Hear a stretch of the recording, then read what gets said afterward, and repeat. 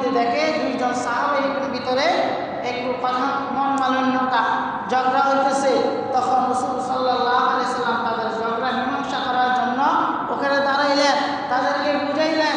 বোঝানোর পরে যখন ঝগড়া মীমাংসা হয়ে গেল, তখন রাসূল সাল্লাল্লাহু আলাইহি সাল্লাম চিন্তা করে দেখলো যে ওই যে নির্দিষ্ট তারিখ যেটা দিয়েছিল সেটা ভুলে গেছে, যে কয় তারিখে কী বারে রমজানের কত রমজানে এই লাইলাতুল কদরটা দান করেছিলেন সেটা ভুলে গেছে।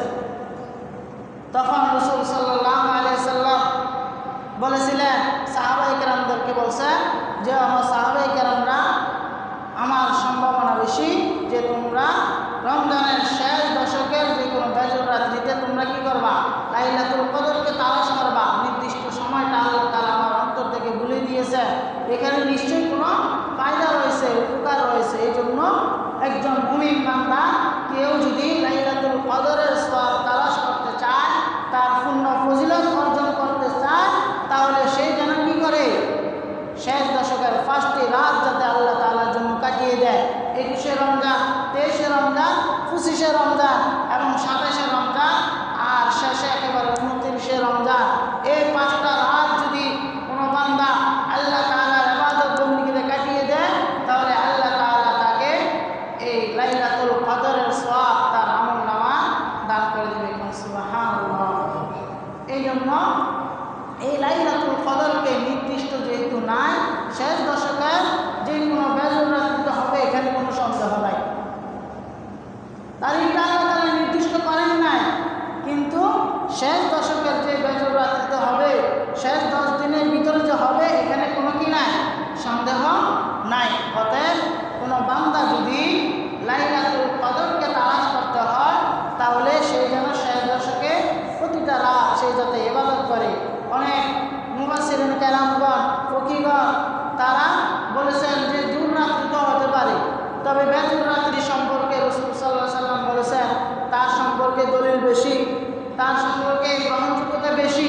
এই জন্য সব কিছু মিলিয়ে যে শেষ রাত্রে শেষ 10 দিন যে লাইলাতুল কদর হবে, এখানে কোনো সন্দেহ নাই। এই জন্য রাসূল সাল্লাল্লাহু আলাইহি সাল্লাম বলেছেন, ও আমার উম্মতেরা, তোমরা লাইলাতুল কদরকে তালাশ করবা শেষ দশকে। অতএব কীভাবে তালাশ করবা? বাড়ি ঘরে যদি থাকো তাহলে তুমি হয়তো অনেক বাড়ি ঘরের যায় জামালের ভিতরে যুক্ত হয়ে যাইবা, ইবাদত বন্দেগীতে তোমার অলসতা আসবে। এই জন্য রাসূল সাল্লাল্লাহু আলাইহি সাল্লাম বলেছেন তোমরা শেষ 10 দিন মসজিদে ইতিকাফ করো। কারণ কেউ যদি ইতিকাফ করে মসজিদের ভিতরে, অন্তত সে গুনাহ কাজগুলো করবে না, গুনাহ কাজ থেকে যেহেতু বেঁচে থাকবে, তাহলে আল্লাহ তাআলা তাকে লাইলাতুল কদরের সওয়াব তার আমলনামায় দিয়ে দিবে, সেই সওয়াবের ভাগীদার হতে পারবে।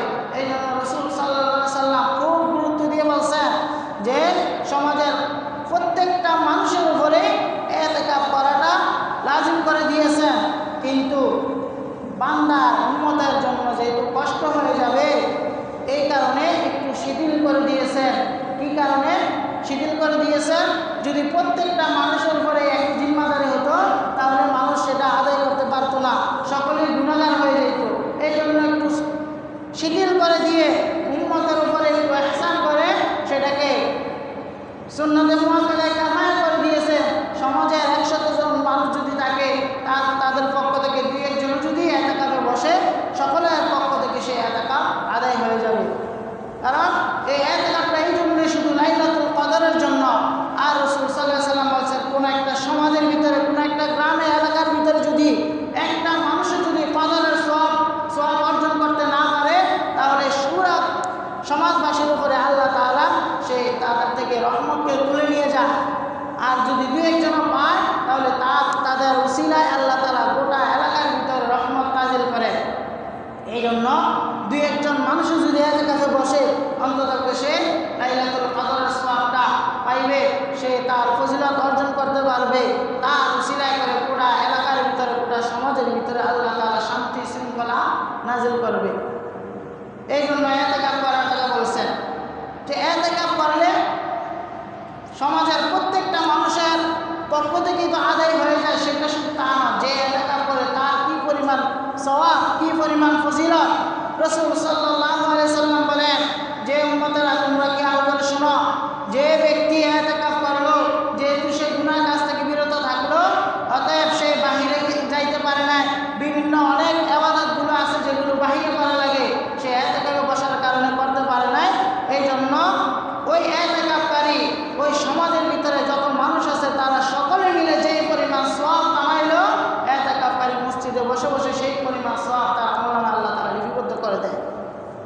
বসে বসে আমি বেতন খাইতেছি, এতেকাফে বসলে এই পরিমাণ সওয়াব।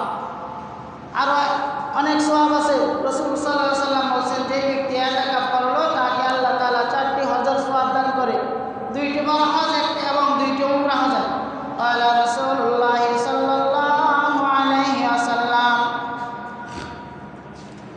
রাসূল সাল্লাল্লাহু আলাইহি ওয়াসাল্লাম বলেন, মান ইয়াতাকাফা আশরা ফি রমাদান কানা কাহাজ্জাতাইন ওয়া উমরাতাইন।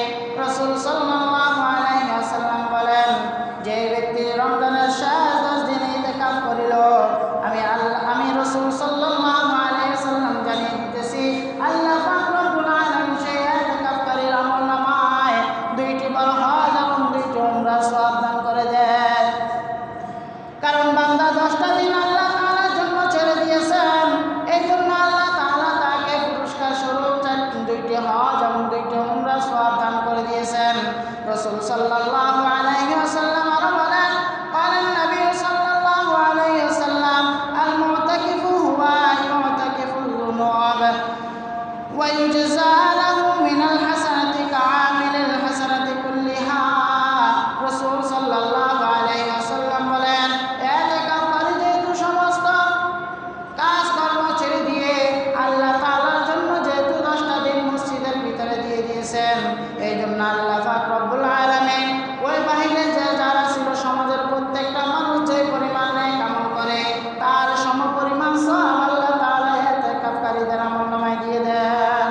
এই জন্য রাসূল সাল্লাল্লাহু আলাইহি ওয়াসাল্লাম যেদিন থেকে রমজান মাস, যেই বছর থেকে রমজান মাস নাযিল করেছেন, রমজানের রোজা ফরজ হয়েছে, সেই দিন থেকে সেই বছর থেকে যত বছর রাসূল সাল্লাল্লাহু আলাইহি ওয়াসাল্লাম দুনিয়াতে জীবিত ছিলেন, কোনো বছর নবী ইতিকাফ ছাড়েন নাই। প্রতিটা বছর নবী ইতিকাফ করেছেন আর উম্মতদেরকে বলে দিয়েছেন, হে আমার উম্মতেরা, তোমরা ইতিকাফ করো, শেষ 10 দিনে ইতিকাফ করে তোমরা আল্লাহ তাআলার কাছে পূর্ণ সওয়াবের অংশীদার হয়ে যাও। আমাদেরকে রাসূল সাল্লাল্লাহু আলাইহি ওয়াসাল্লাম খুব মায়া করে আমাদেরকে বলেছেন, হে উম্মতেরা, তোমরা ইতিকাফ ছাড়িও না। কিন্তু এখন দেখা যায় এত বড় সমাজ, গত জুমায় ইতিকাফ সম্পর্কে আলোচনা করা হয়েছিল, মানুষ থাকার জন্য বলেছে, একটা মানুষ এখনো পর্যন্ত কি হয় নাই, ইতিকাফ থাকবে বলে একটা মানুষ এখনো স্বীকৃতি দিতে পারে নাই, একটা মানুষও স্বীকার করে নাই যে ইতিকাফে বসবে। একটা মানুষও যদি ইতিকাফে না বসে তাহলে পুরো সমাজবাসী সবাই এই দায় দিতে হবে, সবাই এই গুনার অংশীদার হতে হবে। টাকা দিয়ে যদি ইতিকাফে বসানো হয়, ইতিকাফ আদায় হয় না।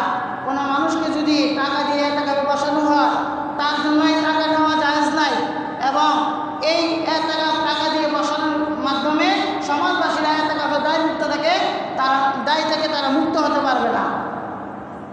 এই জন্য 2-1 মানুষও অন্তত বসা দরকার। কাজকর্ম করে দুনিয়া যায় ঝামেলা কোনোদিনও শেষ হবে না। যখন এখন যদি আপনার মৃত্যু চলে আসে, আপনি কি আজরাইলকে বলতে পারবেন, ভাই আমার এখনো দুনিয়াতে অনেক কাজ রয়েছে, মেয়েকে বিবাহ দেওয়া বাকি আছে, দান জ্ঞান করেছি, এগুলো কে দেখবে? এই কথা বলে কি 10টা দিন আপনি বাঁচতে পারবেন? 1 সেকেন্ড সময় আজরাইল দিবে না। তাহলে 10টা দিন আল্লাহ তাআলার জন্য দিয়ে দিলে কি হয়? আপনি যদি এখন অসুস্থ হয়ে যান, হাসপাতালে যে আপনি 1 মাস 1.5 মাস যদি শুয়ে থাকেন, তখন আপনার সংসার কে দেখবে? কে দেখবে সংসার? এই জন্য নিজেকে একটু পরিবর্তন করেন, আখিরাতকে মূল্যায়ন করেন। ইব্রাহিম আলাইহিস সালাম, তাকে জিজ্ঞাসা করা হয়েছে যে ইসমাইল জিজ্ঞাসা করছে যে, আব্বা আপনি কিভাবে আল্লাহ তাআলার খলিল হয়েছেন? তখন ইব্রাহিম আলাইহিস সালাম বলছেন যে, আমি 3টা কারণে আল্লাহ তাআলার খলিল হয়েছি। 3টার ভিতরে একটা হচ্ছে, যখন 2টা কাজ আমার কাছে আসে, দুনিয়া এবং আখিরাতের 2টা কাজ যখন আমার কাছে আসে, আমি দুনিয়া থেকে আখিরাতকে প্রাধান্য দেই, এই জন্য আমি আল্লাহর খলিল হতে পেরেছি। কিন্তু আমরা দুনিয়ার মায়া পরে বুকে পরে আমরা আখিরাতকে ভুলে গেছি। আখিরাতের সময়টা কখন দেয়? যে সময় আমার কোনো কাজ নাই, কোনো কিছু করার সময় থাকে না, একা ভালো লাগে না, তখন যে আমরা মসজিদে সময় দেই। কেন? দোকানে বসে বসে আমি সময়গুলো কি লস করতেছি। এই হায়াতটা আল্লাহ তাআলা আমাকে দান করেছে, আখিরাতের জন্য আমি কি করেছি? 60 বছর 70 বছর হায়াতের জন্য আমি সারাটা জীবন ব্যস্ত। সে অপূর্ণ হায়াত, যেই কালের কোনো শেষ নাই।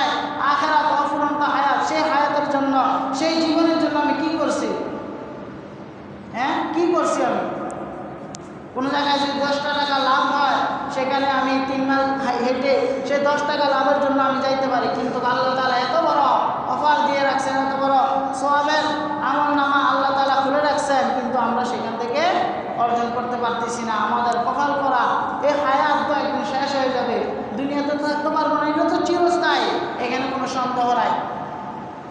এখন শক্তি আছে, কিছুদিন পরে বার্ধক্য যখন চলে আসবে তখন আমার এই শক্তি কোনো কাজে লাগবে না।